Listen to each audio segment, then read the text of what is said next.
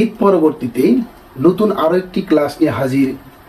আমরা আজকে এমন একটা ক্লাস করব যে ক্লাসটা সার্বজনীন ক্লাস।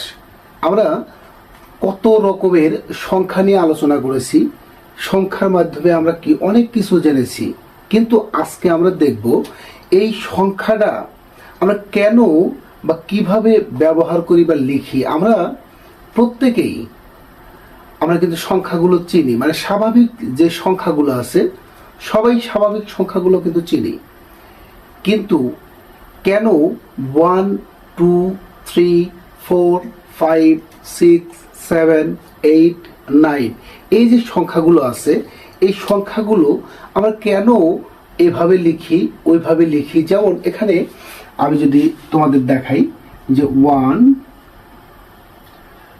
2 3 4 5 6 7 8 9, দেখো আমি 1 থেকে 9 পর্যন্ত 9টা সংখ্যা লিখেছি। এই সংখ্যাগুলো কেন এভাবে আমরা লিখি, কেন আমাদের এইভাবে লেখা প্রয়োজন? আমাদের এইভাবে তো লেখা আসলে প্রয়োজন, আমি অন্যভাবে তো লিখতে পারি, কিন্তু এর নির্দিষ্ট কারণ আছে, যে কারণটা আমরা আজকে তোমাদের এই ক্লাসে দেখাবো। দেখো আমরা যখন 1 লিখি, 1 বলতে কি, একের একটা কৌণিক মান আছে, একের কি আছে, নির্দিষ্ট একটা কোণ আছে যার কোণের মান হলো কত, 1। যেমন এখানে কি আছে, এটা কি 1, এই কোণটা কি দেখো একটা কোণ তৈরি করছে, এই কারণে আমরা এই একটা টান দেওয়ার পরে যে মানটা পাবো সেটা হলো কি 1। এরপরে দেখো 2, এই যে 2, আমরা 2 লিখি, এখানে 2-এ 2টা কোণ পাওয়া যাবে, এই কারণে আমরা এই 2কে আমরা এভাবে লিখি। যেমন এখানে একটা কোণ, এখানে একটা কোণ, তাহলে আমরা 2কে আমরা কি এভাবে লিখতে পারি, 2-এর 2টা কোণ আছে, এই কারণে আমরা কি 2কে এভাবে লিখি।